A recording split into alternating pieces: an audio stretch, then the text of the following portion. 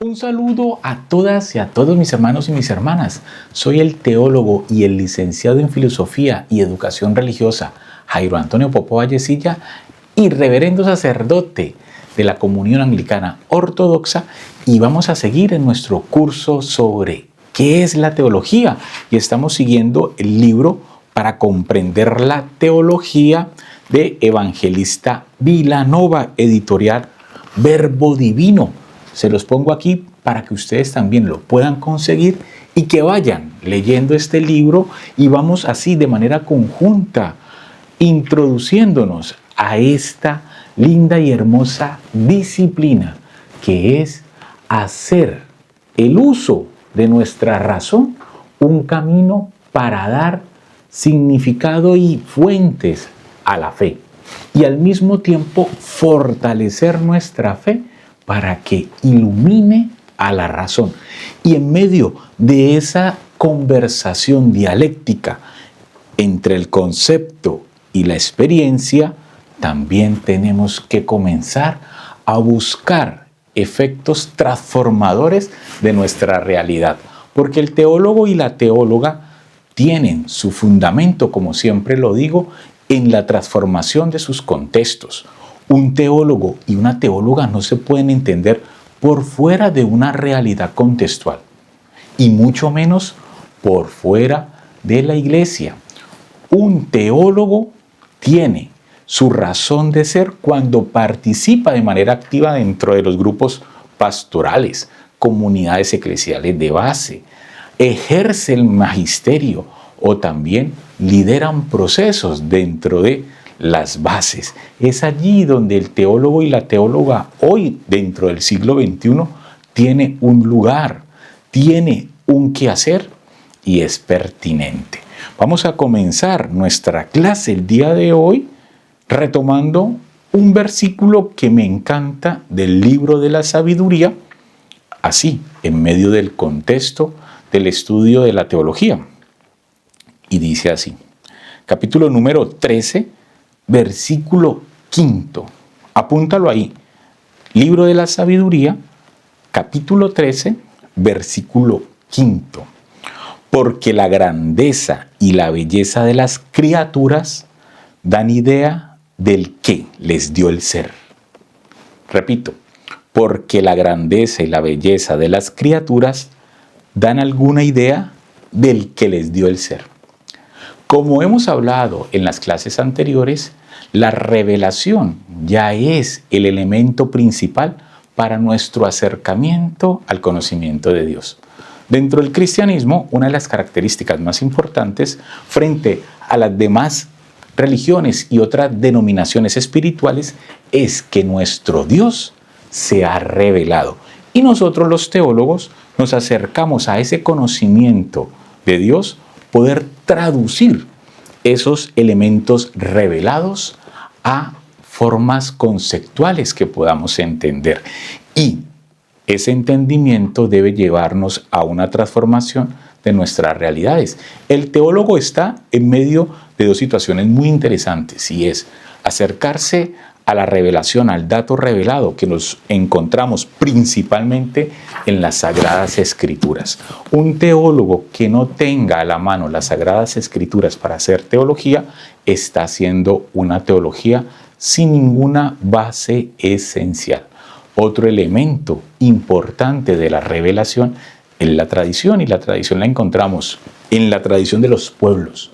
Nunca nos olvidemos que el teólogo tiene que tener el ojo abierto para mirar la tradición de los pueblos, y allí, en medio de esa cultura popular, comenzar a reinterpretar esas tradiciones tan ricas que tienen nuestros pueblos indígenas, afros, latinoamericanos, y que han hecho una fusión con la dogmática cristiana, y no eliminarlo, sino integrarlo dentro de todo el compendio de la fe, en todo el compendio de esa fides, porque dentro de la experiencia de los pueblos también habita el Espíritu Santo, y es un dato revelado.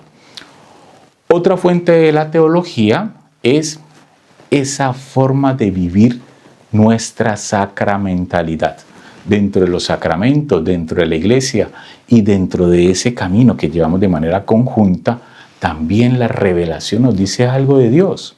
Es en medio de esa vivencia colectiva dentro de la iglesia, de los sacramentos, del camino de conversión, de la experiencia personal, que nos da un dato para ser analizado, para ser repensado y para poner en práctica nuestra razón. Y un cuarto elemento, una cuarta vía de revelación que es fundamental para el quehacer de la teología, la historia. No podemos hacer teología sin estar en contacto con la historia. En nuestra mesa debe de estar como primer elemento la Biblia y segundo elemento el periódico. Un teólogo debe estar siempre informado de lo que está sucediendo a su alrededor y también lo que impacta a la comunidad de fe a la cual él pertenece y que desde allí le posibilita mirar hacia el horizonte a las otras comunidades de fe y hacer su trabajo de reflexión, de compartir, de vivir y de iluminar esa realidad desde la perspectiva de Jesús. No podemos entender a un teólogo que esté aislado de la realidad.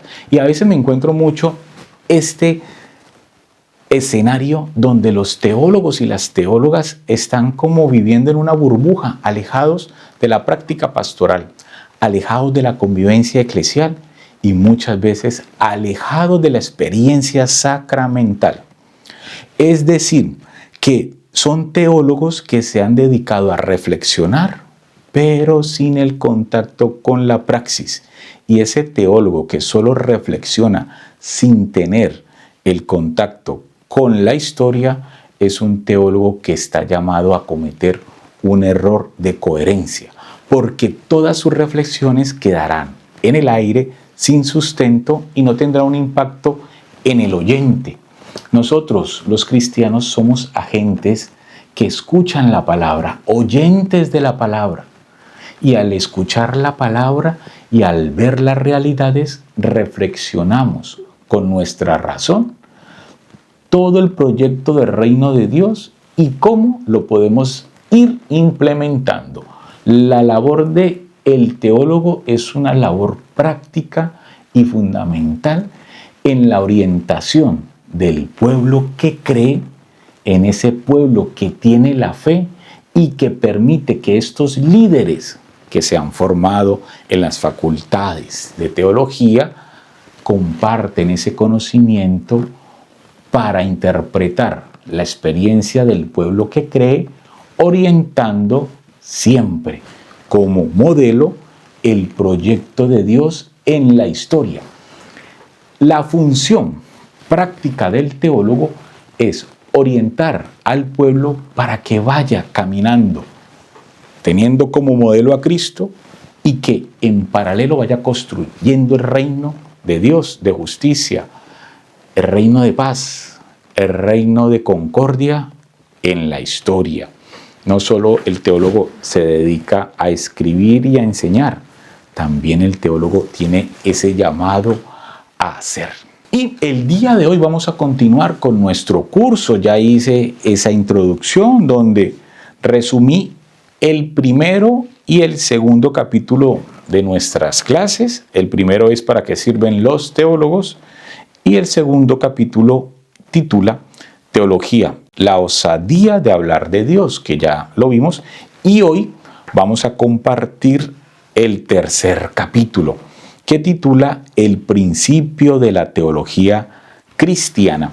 Y ese principio, ese arjé, como decían los filósofos, es lo que nos permite siempre estar enfocados en nuestro quehacer teológico.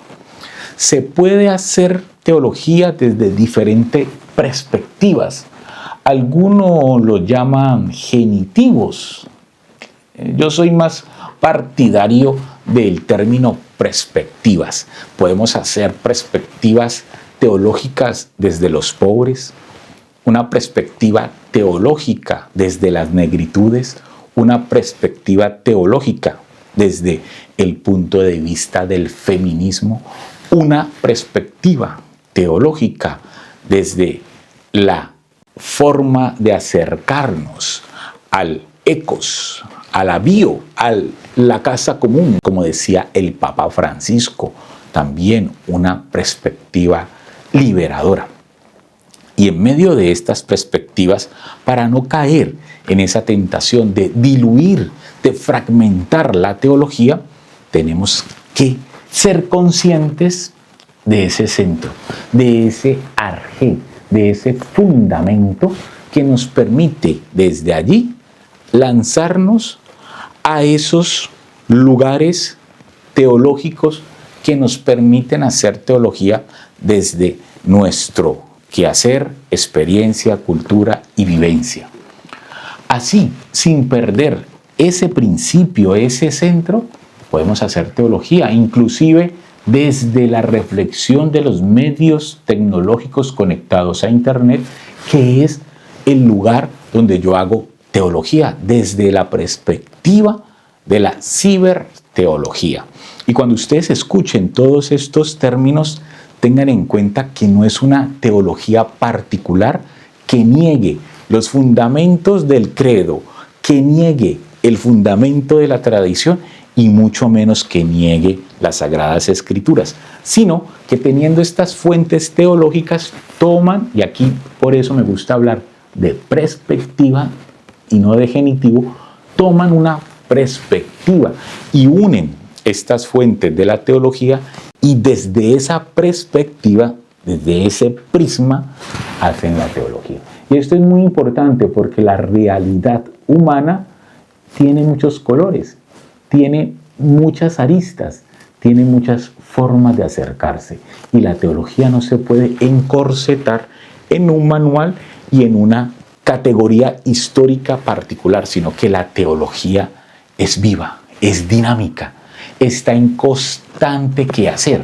Y eso también le permite a la teología ser una disciplina, como ustedes lo saben, para mí es mejor llamarla disciplina que ciencia, entendiendo ciencia desde la perspectiva moderna. No me gusta llamarla la ciencia como la ciencia de la fe o la ciencia teológica, sino la disciplina, porque dentro de la disciplina teológica, como un artesano, como un artista, podemos utilizar las fuentes y comenzar a interpretar los signos de los tiempos, y desde allí la metodología que nosotros utilizamos dentro de nuestra vicaría y dentro de nuestra experiencia anglicana es el ver, el juzgar y el actuar, porque es desde esa metodología pragmática que nos lleva a la praxis de la fe, un pragmatismo que nos invita a iluminar la realidad contextual desde la condición del hombre y de la mujer, que tienen la capacidad de trascender y de llegar al conocimiento de Dios en tanto que revelado, porque como somos criaturas, estamos llamados al encuentro con nuestro Creador. Y ese encuentro con el Creador no nos limita ni nos evita las contingencias históricas. Por eso es muy importante el análisis histórico para el teólogo. Ya lo hablábamos en la primera clase. Las ciencias auxiliares como la historia, la sociología, la filosofía, la literatura, el arte. Muy bien, no me quedo más en el tema anterior, porque eso ya lo vimos, las generalidades, y vamos a ingresar en este tercer capítulo. El principio de la teología. Jesucristo como germen de un todo. El principio fundamental del quehacer de la teología es Jesús. Y es ese Jesús que es el mismo crucificado. Nosotros no hacemos una división entre el Jesús de Nazaret con el Cristo crucificado. Son las mismas personas. No hay una división en Jesucristo del hombre que caminó en Galilea, el hombre que fue crucificado y el mismo que fue resucitado. En esas tres dimensiones nosotros encontramos la fuente, el principio unificador de nuestra teología. Y es desde allí donde el teólogo está llamado a escudriñar la palabra, a investigar en la tradición y a estar unido con la razón, teniendo como centro a Jesús. Todo teólogo debe ser un experto en cristología, el estudio de Jesús, de ese Jesús que se encarna, ese Jesús que camina en Galilea, ese Jesús que llama a los 12, ese Jesús que enseña, ese Jesús que es perseguido, que es capturado, que es asesinado y que en la cruz nos invita a la vida eterna, rompe con la injusticia, y que ese mismo Jesús es el resucitado, que nos regala el Espíritu Santo y convoca a su iglesia en espera de su nueva irrupción en el final de los tiempos. Es allí donde el teólogo tiene que poner su centro de investigación, su centro de experiencia y su centro de producción, teniendo en cuenta que si Jesús, que hace parte de la Trinidad, es el centro, evidentemente también estamos abordando lo que es Dios y lo que es el Espíritu Santo. Nuestra fe se funda en un Dios trino, Padre, Hijo y Espíritu Santo, y el eje principal de la teología, que es la revelación, pues el punto neurálgico es la revelación primaria, y esa revelación de Dios, la revelación número 1 es Jesús, Jesús de Nazaret. Vamos a leer un poco y seguimos en nuestra clase el día de hoy, que estamos analizando qué es el principio de la teología. Según Karl Rahner, por principio no ha de entenderse aquí simplemente un periodo de un tiempo más amplio, sino que el vocablo ha de entenderse en el sentido del arjé, como principium, que contiene el todo en germen, ya por el mero hecho de que en este principio se hace la singular experiencia histórica de Jesús como Señor crucificado y resucitado, en relación con el cual se elabora toda teología. Y aquí es muy importante los estudios de cristología. Más adelante compartiré algunos libros sobre cristología que nos ayudarán a profundizar en la historia de Jesús, en su contexto, en su proyecto liberador, en su proceso final y también cómo acercarnos a la resurrección y a la experiencia de sentir, de seguir y de escuchar a Jesús hoy. Ese Jesús resucitado que por medio del Espíritu Santo nos sigue llamando a su encuentro. Toda acción teológica tiene que hacer ese acercamiento a la persona de Jesús y sin ningún miedo. Evidentemente hay acercamientos que van a dar más fuerza al Jesús de Nazaret, quitando ese Jesús resucitado y se centran en la parte histórica, el Jesús histórico, que para mí es uno de los avances más importantes dentro de la teología.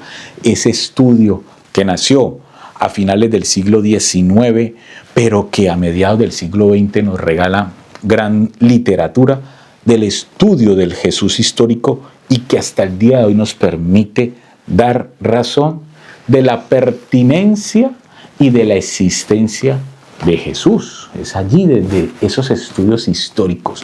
Y también está la otra parte de la cristología, el acercamiento al Jesús resucitado, que ya ahí, como experiencia de los creyentes, rompe con lo histórico, porque no nos podemos acercar a la resurrección con las categorías de un método científico. Es el don de Dios de la fe que nos permite ver en ese que fue crucificado injustamente la revelación máxima del Hijo de Dios, y que la resurrección nos permite encontrarnos de nuevo con el Hijo en el cuerpo ya divinizado totalmente, glorioso, y que nos invita a su seguimiento, que no desfallezcamos en el pesimismo, sino que la vida ha vencido y nos llama a su iglesia para que sigamos el proyecto de Dios construyendo el reino de justicia, de paz en nuestra historia. No es en el otro mundo, es ya desde aquí, en nuestras relaciones políticas, culturales, en nuestras relaciones más cercanas, contextuales, donde el reino de Dios se va concretizando y el teólogo, nosotros somos guías, orientadores, que vamos viendo, vamos analizando, vamos llamando también la atención y diciendo, bueno, por ahí no es el camino. Y también vamos de manera conjunta descubriendo lo que Dios tiene que decir para nosotros a través de la revelación. Ya no directamente de Dios ni del Jesús histórico, sino de Jesús resucitado a través del Espíritu Santo que nos aviva día a día. ¿Y cómo llegamos a ese punto? Por la fe. Pero la fe no nos limita la razón de acercarnos a la historia y dentro del dato histórico reconocer que el que nació en Galilea es el Hijo resucitado de Dios. Y vamos a leer algo importante que nos va a ir dando ese centro cristológico de nuestra teología. Hacia la verdad completa. En el desarrollo de la vida de la fe de la Iglesia primitiva, distinguimos la proposición, la escucha de la fe y el esfuerzo con vistas a lo que se llamará la comprensión de la fe, el intellectus fide. En la terminología clásica, la historia de cómo la Iglesia va exponiendo su fe es el nudo de lo que se denominó historia de los dogmas. El desarrollo del intellectus fide, científicamente comprendido, es el objeto de la historia de la teología. Cuando nosotros hablamos de la historia de los dogmas, estamos hablando de la fuente de nuestra fe. Y esa fuente de nuestra fe es a la cual le aplicamos nuestro intelecto, nuestra razón. ¿Y dónde está esa fuente de la fe? ¿Dónde está esa historia de los dogmas que es la base de la historia de nuestra iglesia y que a partir de allí nace el quehacer teológico? Lo encontramos en el credo. Cada vez que nosotros rezamos el credo, estamos haciendo visible y explícito esta historia de los dogmas y el contenido de nuestra fe. Ahí está la base, la fuente. Ahí están los verdaderos dogmas de nuestra iglesia. Y cuando hablamos de dogmas, es la fuente, lo que nos permite mantenernos. Y ahí en el credo están todos los elementos y temas más importantes que un teólogo debe comenzar a reflexionar, a pensar, a meditar y a estudiar. Y teniendo como background, como base, la historia donde el teólogo le ha tocado vivir. A nosotros nos ha tocado vivir aquí en el año 2025 con nuestras realidades contextuales que nos abarcan. Cambios climáticos, desarrollo de la inteligencia artificial, guerras, hambrunas, desafíos tecnológicos, y es allí, manteniendo ese intellectus fide, donde nosotros con las fuentes de la teología interpretamos el proyecto de Dios para aplicar ese camino de salvación y construcción del reino hoy en el año 2025 con sus tensiones históricas. Por eso es lo importante de conocer la historia. Y para terminar, vamos a leer este otro párrafo importante de este buscar el centro de nuestra teología. Punto de partida y término. La teología entre la escritura, la misión y el testimonio. Aquí, muy interesante este punto, mis colegas teólogos del canal Afroteólogo. Fuente principal, la escritura. Y Vilanova va a resumir las otras fuentes de la teología que hemos venido hablando en misión y testimonio. Misión, esa parte del encuentro con el otro, esa parte de la convocatoria de los creyentes que de manera contextual, viva, van transformando sus realidades. Es que la iglesia es la unión de los bautizados para vivir la fe a través de los sacramentos, pero buscando siempre la construcción del reino, que es la misión, y el testimonio del hombre y la mujer de fe. Un teólogo, que es la fuente de este curso, pensarnos nosotros los teólogos, es un hombre y una mujer de fe. A veces me da un poco de tristeza cuando dentro de las aulas de las grandes facultades de teología de nuestro país, de Colombia, donde yo tuve la experiencia de estudiar teología en la Universidad Católica de Oriente y la licenciatura en Filosofía y Educación Religiosa de la Fundación Universitaria Católica del Norte, y también hice una especialización en Biblia en la Universidad de los Claretianos. A veces hay algunos colegas que ese intellectus fide lo dejan más en el intellectus y van perdiendo la fide. Van potencializando más la razón y van dejando de lado la fe. ¿Por qué se da este fenómeno? Yo lo he identificado en ese quiebre que muchos de nuestros colegas tienen con la experiencia de vivir su fe en medio de la iglesia, participando de manera activa de los espacios como los sacramentos y la vida pastoral. Porque entendiendo mal el papel que le permite ser un docente o un teólogo profesional, comienzan a interpretar que los sacramentos, la vida pastoral, tiene un nivel inferior en su vida como teólogos. Y yo creo que allí hay un error. Es desde los sacramentos, la vida de fe y compartir dentro de la iglesia como bautizado de manera activa, donde potencializa esa dimensión de ser teólogo. Alimenta la fe a la fides. Y cuando tú haces tu quehacer como teólogo, utilizando la razón, la historia, todos los métodos histórico-críticos, todos los métodos investigativos, cuando estás allí, en medio de esos lugares especiales, encantadores del conocimiento, va potencializando a la fe. Es un círculo que se alimenta a sí mismo. Fe y razón, razón y fe. Y nos dice lo siguiente Vilanova, volviendo a estas tres dimensiones de hacer la teología, tener como fuente la escritura, la misión y el testimonio. La teología debe determinarse en función de la concepción misma de la Iglesia, tal como ha sido presentada en el Concilio Vaticano II. El Concilio Vaticano II va a ser importante para la humanidad, especialmente para la cultura occidental. Y un punto muy importante, y es el abrirse desde la Iglesia Católica Romana y las naciones a la libre perspectiva y desarrollo de las religiones, la libertad religiosa. Ahí ese punto que se desarrolla dentro del Concilio Vaticano II para mí es fundamental. Hay un cambio histórico dentro de la forma de vivir la fe y de hacer teología. Cuando las naciones aprueban de manera oficial dentro de sus constituciones que cualquier persona es libre de profesar, practicar y promover su religión. Y ya la religión católica romana deja de ser la única oficial y se abre el espectro a todas las demás religiones. Y para mí ese es un gran avance que parte del Concilio Vaticano II.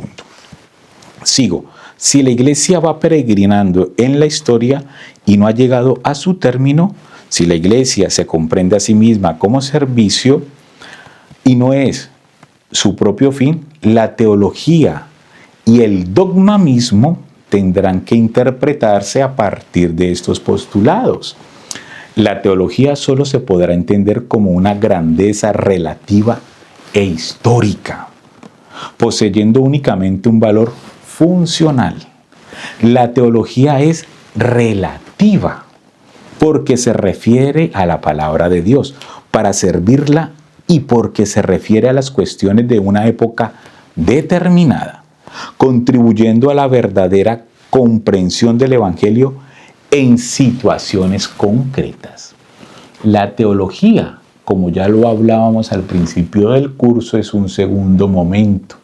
Y aquí Vilanova nos va especificando más ese lugar de la teología que por muchas décadas y centurias se puso al centro, dejando de lado la experiencia de los pueblos, la experiencia personal, inclusive dejando de lado la cristología. Solo se ponía por encima la eclesiología, la iglesia y las estructuras. Y ya desde el Concilio Vaticano II, el centro es Cristo. Y ese centro cristológico nos lleva a que la teología es relativa e histórica, no porque Cristo sea relativo, sino que ese quehacer de la iglesia que nos lleva a ser peregrinos en la historia, porque no hemos estado ya en la historia definitiva, sino que estamos a la espera, la teología como servidora de la fe, como servidora de la revelación, es relativa, ese es un segundo momento, es funcional, y al ser relativa, un segundo momento y funcional, tiene que hacer su labor con humildad.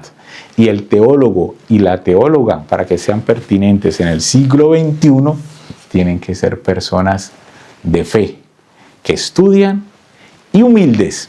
Bueno, mis estudiantes, terminamos hoy este tercer capítulo de este gran libro, que se llama Para comprender la teología, de Evangelista Vilanova, y el tema de hoy que abordamos, el principio de la teología cristiana. Y nos vemos en la siguiente clase. Hasta pronto.